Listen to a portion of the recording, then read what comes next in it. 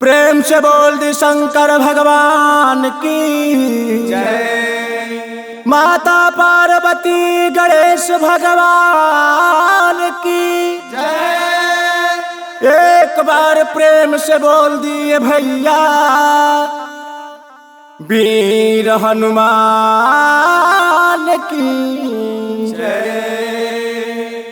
आई शिव चर्चा के सुनो या सब भैया लोग के एक बार नमस्कार रहे बहन लोग के। शिव चर्चा के भजन लेके आयल बनी एगो जोना भजन के कहानी बा कि भोलेनाथ के तीसरे नैन खोलला से कैसे काम देव जी भस्म भइल बानी। एक कथा से सुने के मिले। एक बार के बात बा जोना बेरा शिव जी ध्यान लगले बनी सतीदाह के बाद पार्वती अवतार हो गया। पार्वती जी भी तपस्या करता भोलेनाथ के पावे खातिर। भोलेनाथ के ध्यान में टूटल देवता लोग भी अपन लाख कोशिश करके आजमा ले बा। तब लास्ट में कामदेव के भेजले बा लोग भोलेनाथ बाबा के जगावे खातिर, बाबा भोलेनाथ के जगावे खातिर। अब कामदेव जी अपन परी लेके जाता लोग भजन के भाव से सुनी कैसे।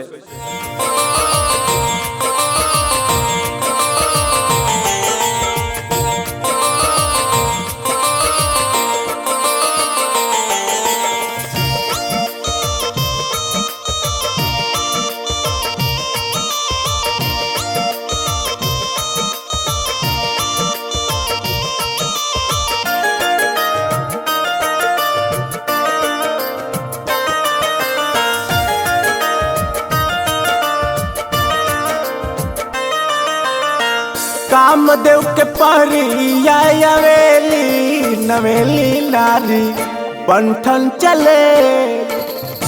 कामदेव के परिया अवेली नवेली नारी बंठन चलेली। बंठन चलेली हो रामा बंठन चलेली।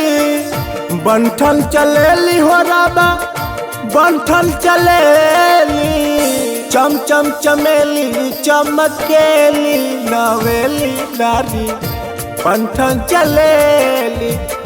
कामदेव के परिया अवेली नवेली नारी बंठन चलेली।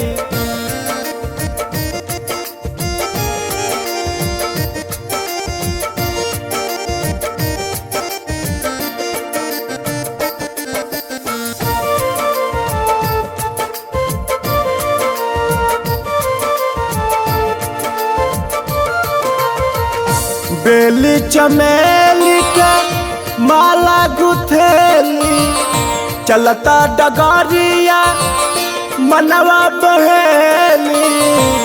चलत डगर में मन मोह ले रही है परिया।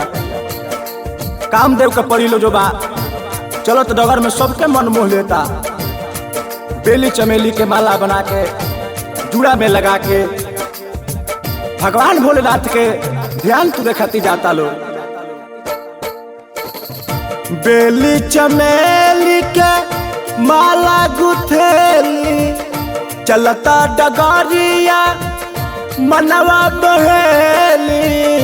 चम चम चमेली चमकेली नवेली नारी बंठन चलेली। स्वर्ग से परिया अवेली नवेली नारी बंठन चलेली।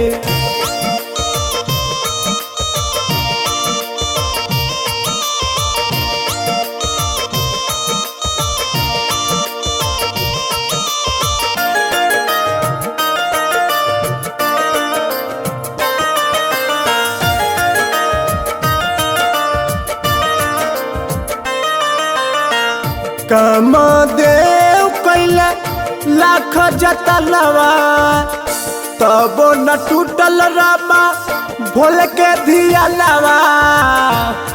भोले जी के तबो ध्यान नहीं टूटत। ई बात से कामदेव सहित परी लोग भी घबराता कि एकर परिणाम का होई। देवता लोग के कहला पर भोलेनाथ भगवान के जगावे खातिर तो हम आगे बने। का होई है सोची के डरेली नवेली नारी बंठन चले।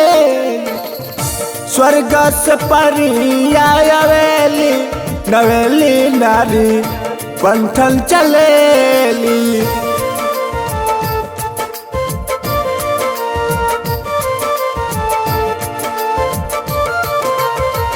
मरले जबान खुलल तीसरी नया नवा भस्म हो गईले रति धैली चरणवा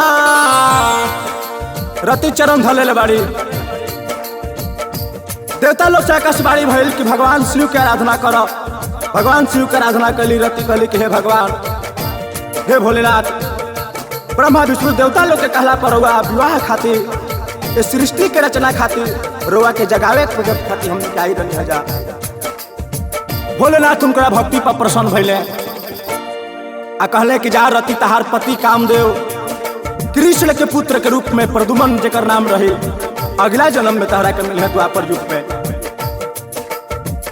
खुश हो के आंसुआ पछेली नवेली नारी बंठन चले कामदेव के परी आवेली नवेली नारी बंठन चले।